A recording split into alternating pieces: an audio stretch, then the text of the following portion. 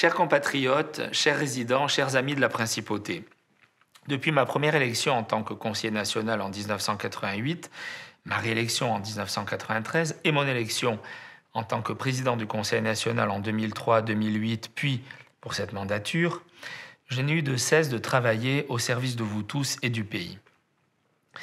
En février 2018, mes compatriotes m'ont majoritairement fait confiance en me permettant d'accomplir un nouveau mandat de président de l'Assemblée. Comme je l'avais indiqué, je me suis pleinement investi depuis maintenant près de 5 ans dans l'exercice de ces fonctions au service de l'État. Ainsi que je m'y étais engagé avec mes collègues, conseillers nationaux et conseillers nationaux, nous avons redonné au Conseil national sa juste place au sein des institutions de notre pays. L'essentiel de nos engagements ont été tenus. En ce qui concerne le logement des Monégasques, il s'agissait de mettre fin à la pénurie et de permettre à tous les foyers dont la situation le justifie de pouvoir être bien logés dans leur pays. Grâce au plan national logement annoncé par le prince souverain, cet objectif sera atteint en 2023. Les enfants du pays pourront alors bénéficier des nombreux logements du secteur protégé qui seront libérés.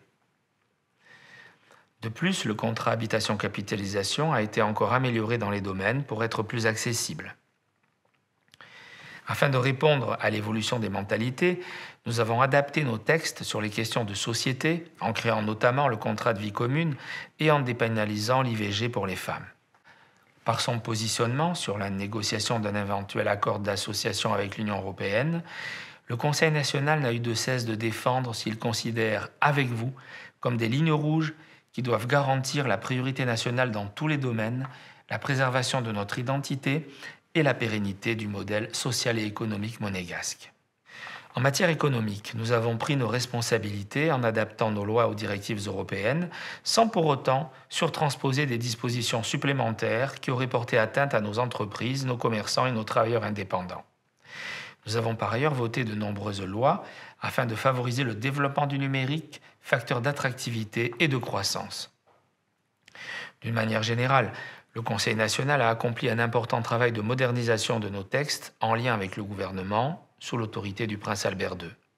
Ne l'oublions pas, ce mandat fut aussi marqué par une crise sanitaire historique.